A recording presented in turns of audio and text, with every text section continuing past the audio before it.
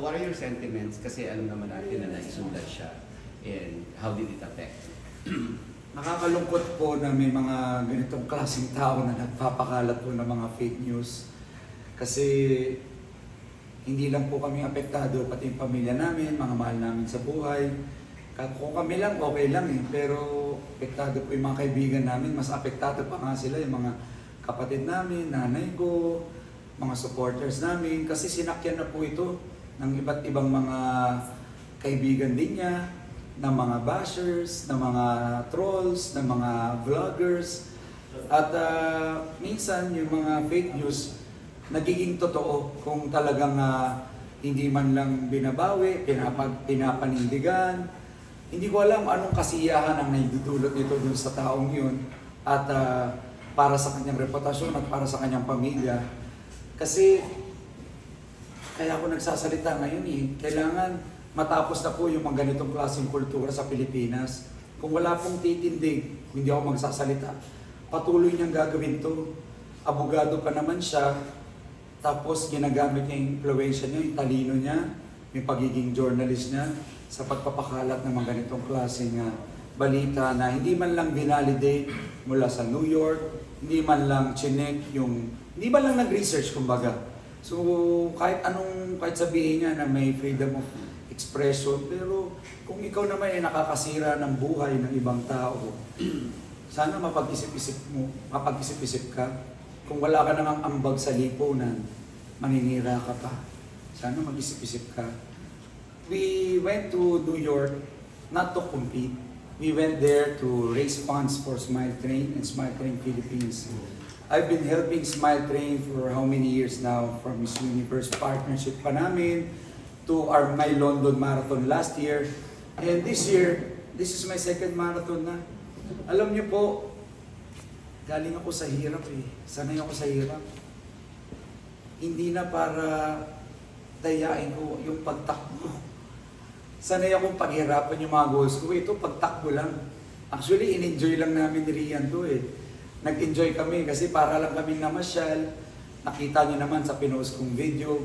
Buti na lang, may dala po akong camera to document my whole marathon journey. So, yung sinasabi nilang nawawalang marker, yung nawawala daw dun sa listahan ng mga sensor, na-video ko po kung paano tinatanggal. Sir, so meron pala kayong mga pruweba to refute her claim? Yes! Yung pinakauna po dun is my whole video na in-upload ko sa YouTube at sa Facebook page ko, Sam SB Versosa. Nandun po yun. From start to finish. Kasi tumakbo kami yung pinaka-last batch, wave 5 po kami. 11:30 nagsimula yung batch namin. Kami pinakahuling tumakbo. Actually, kami pa kayo nasa likod ng pinakahuling batch. Nasa huling batch kami kasi we are running under charity. We are representing Smile Train Team Empower. So nasa huling batch kami. Hindi namin kasabay yung mga elite runners na tumakbo ng 9 a.m., 9:30, 10 o'clock. Nakaiwalay po talaga kami. Kaya nga po, inabutan kami na pagliligpit nung dulo. Sabi ko nga po sobrang sama ng ganitong klaseng kultura. Sana matigil na po ito. Yun yung una kong pinakitang video. Pero ayaw pa rin kong tumigil, pinaninindigan niya. So sumulat po kami sa New York Marathon organizers at agad po silang nag-reply sa amin na sinabi nila na pasensya na dahil nagligpit na kami ng markers na mile 20 kasi daw kailangan nilang i-reopen yung road na yon. So, malinaw na sinabi nila na tinanggal nila at binuksan yung road na yon. Pero, nanatili po yung markers na after nun hanggang matapos, which is meron kami at nasa video nga. So, yun yung pangalawa. Pangatlo po, marami kaming kasama. Marami ring runners na kabatch namin na nawawala rin yung mile 20 marker. Sabi ko nga po, sa dinami-dami ng tumakbo, ba't naman kami yung pinag-iinitan pagtakbo namin? I think she owes the public an apology. Yung mga supporters niya, naniniwala sa kanya. Yung pinagtatrabahuan po niyang dyaryo for media. Especially po yung team namin, Smile Train Team Empower na nire-represent namin. Nire-represent namin yung mga kabataan may cleft palate and cleft lip na pino-operahan araw-araw. Hindi lang sa Pilipinas pero sa buong mundo. Nag-raise kami ng funds para sa kanila para marami tayong matulungan. Sisirain mo, para saan? Para sa konting kasikatan mo. Sana mag-isip ka na lang, mag-ambag ka na lang, tumulong ka na lang sa kanila. 'Di ba? Kaysa na manira ka, I don't think magiging proud yung anak mo kung meron man sa pinagagagawa mo. Hindi mo siya kakilala? Or, Hindi po eh. Nagtanong ba siya sa'yo? Nag-reach out ba? Hindi po, never. Never. Actually, hindi ko naman siya kilala at hindi ko rin ito narinig itong issue to. Una nga natawa ko kasi sabi ko pagtakbo, sa dami ng ibabalita ko yung pagtakbo namin ng Pandaraya. Napakababaw. Kaso, kala ko mababaw. Kaso sinakyan na ng mga kalaban natin, ng mga bashers. Kaya minsan, kumakalat na. Kaya na sana matigil na itong kultura ng pagkakalat ng fake news. Kaya ako nagpapa-interview ngayon kasi kung walang maninindigan, patuloy niyang gagawin yan. Masama yan. Hanggang kailan yung public deadline ng public apology? Wala naman ako siniset na deadline. It's not for me to tell her what to do. Nasa sa kanya na po yan kung gusto niya mag-public apology or hindi. Kung hindi, ano what will happen? Siguro yung mga lawyers na po namin ang bahala dyan kasi kami po concentrated sa pagtulong at mga kawang-gawa na ginagawa namin araw-araw. Ayoko na nga sana patulan Are you to. filing a case versus her?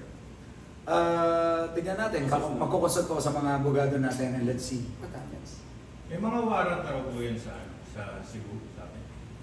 Narinig ko po, may mga tumawag sa akin, mga kapwa abogado niya na yun nga, may reputasyon daw to ng paninira at pagkakalat ng fake news. Yun nga, may tumawag, may warrant of arrest na daw yan sa libel at marami ng disbarment cases. So, kinu-call out natin siya ngayon para sana magbago ka na. Masama ang fake news. Hindi magiging proud kung may anak ka man, hindi magiging proud sa'yo na isa ka sa mga pakana ng mga fake news at kasamaan. Sana matigil na po yan. Gumawa na lang tayo na mabuti, tumulong ka na lang. Ano ba naman yung pagtakbo namin? Huwag mo nang pag-initan yan. We're running for a cause, we're not there to compete. May nagsabi na part din siya ng running community. So let's spread positivity and not toxic behavior, toxic culture sa Pilipinas.